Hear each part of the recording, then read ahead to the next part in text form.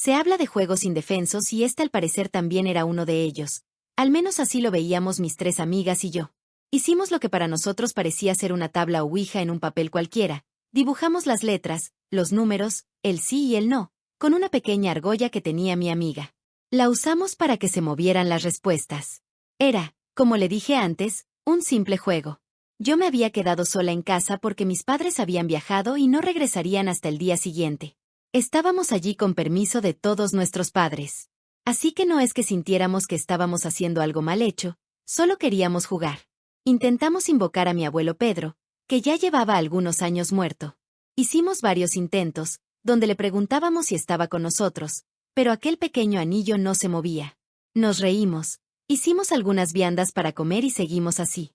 De un momento a otro, cuando ya casi llegaba la medianoche, dejamos la improvisada tabla ouija en un rincón y nos pusimos a hacer otras cosas. Pero mientras estábamos en estas, sentimos que el ambiente en la casa se enrareció. Entró un frío, como una ventisca, pero que estaba dentro de la casa. ¿Cómo podía hacer esto en una casa cerrada? Vimos como la pequeña argolla se movió al sí.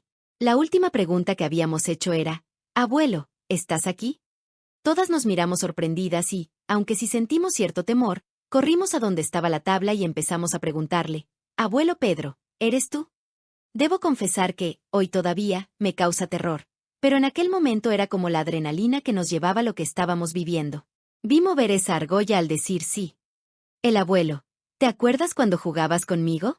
La argolla, en ese momento, no se movió, pero dio un pequeño salto. Aquello no nos sobresaltó a las 4. ¿Qué podía hacer aquello? Empezamos a hacerle una serie de preguntas tontas, diría yo, banales, simplemente por sentirnos que el juego nos estaba dando resultados.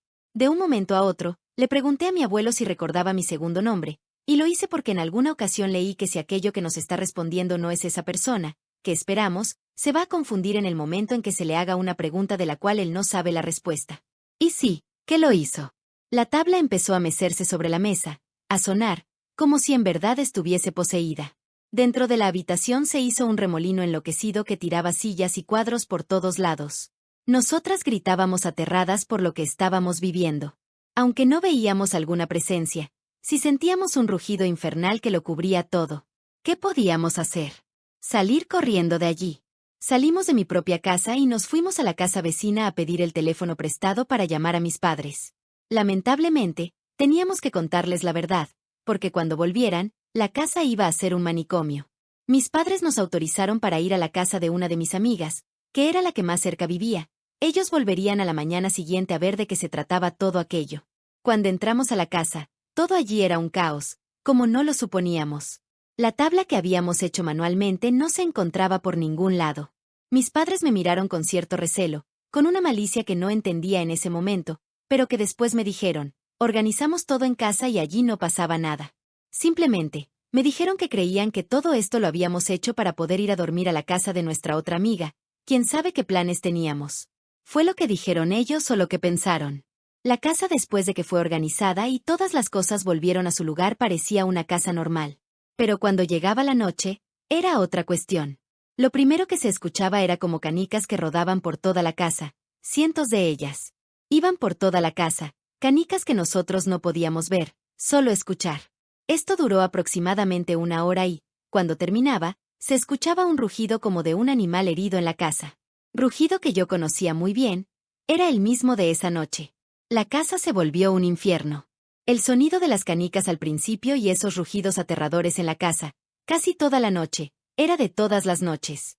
Mientras yo dormía, voces me despertaban al oído y me decían, con una voz bastante suave pero que yo podía entender muy bien, «Soy tu abuelo Pedro, despierta». Efectivamente, me despertaba asustada con aquella voz, pero al mirar, allí no había nada. Pero me respondía el rugido en toda la casa. Fueron muchas noches viviendo aquel martirio. Mis padres buscaron a alguien que hiciera una limpieza, un rito, misas, muchas cosas se hicieron en aquella casa, intentando espantar lo que fuera que hubiera venido con la tabla, pero no pudieron. Al final, mi padre simplemente decidió que había que entregar aquella casa, ya que estaba en alquiler. Después de esto, supimos que las personas que iban a vivir allí pronto se iban, porque eso que invocamos esa noche aún sigue allí, y estoy segura de que no es el espíritu de mi abuelo Pedro. Pero ¿y tú? ¿Qué opinas?